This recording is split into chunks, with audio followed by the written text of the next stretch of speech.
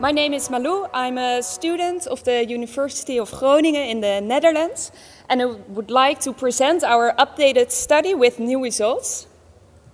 I don't have any disclosures. The alpha blocker is the first choice of active treatment of male LUTs. There's a discrepancy between different guidelines about the discontinuation or continuation of the alpha blocker. The Dutch GP guideline advises to stop the alpha blocker after 3 to 6 months, and the EAU guideline recommends to stop the alpha blocker only in case of a combination therapy. So there's a need for a randomized discontinuation trial to give advice on this matter.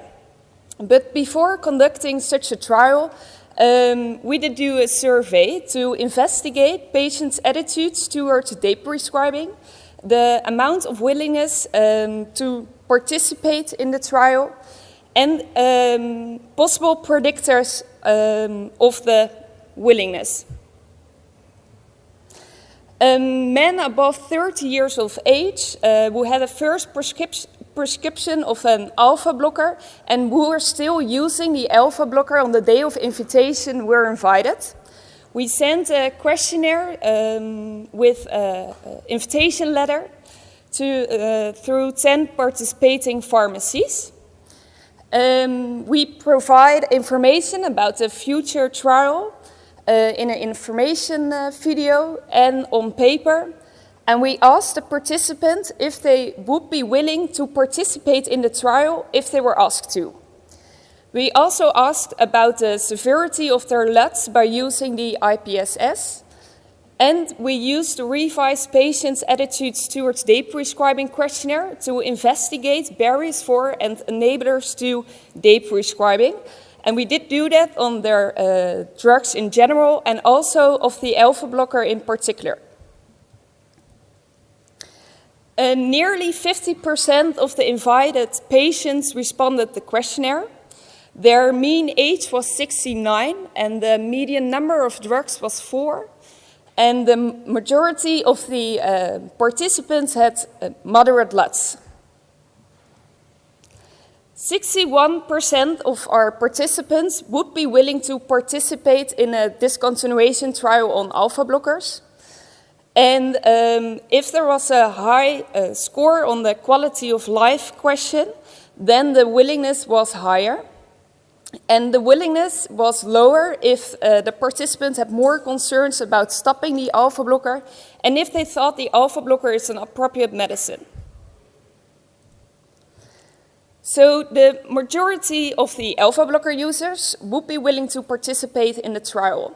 And the willingness is associated with LUTs bother, the concerns about deprescribing of an alpha blocker and the appropriateness of the alpha blocker, and not predicted by LUTs severity.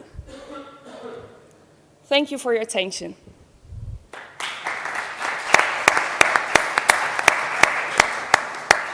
So our paper's open for questions from the floor, so please give your name and institution before you ask your question. And when you're rushing to the microphone, I'll ask my question. You started off with over 590 patients in a database, and that Yes. whittled down to 180 something. So these patients came off their alpha blockers anyway. Do you know what happened to those patients? Why did they stop? That's a large number of patients almost to lose from your initial trial. Yes, like 70% of the alpha blocker users stopped the alpha blocker after 1 year, and in our research after 1 or 2 years.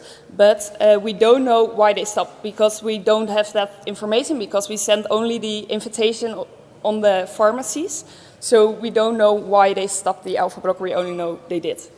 And why do you think only 50% took part in the study? Because that's it's a quite innocuous study. I'd have thought maybe more might have stayed in the study. You mean why only 50% filled in the questionnaire? Yes. We didn't know. We expected something like this, because when you see also similar studies with a questionnaire, also for the patient's attitudes towards deprescribing questionnaire, you see a percentage of 20%.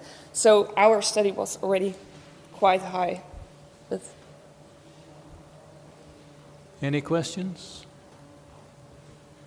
I think just a statement, I think it's a great idea that we actually do something to try and stop people's medication, because very often we don't. We just keep adding to the pharmaceutical burden of patients. So I think it's very enlightening, and we're looking at trying to stop people. So thank you very much. Thank you very much.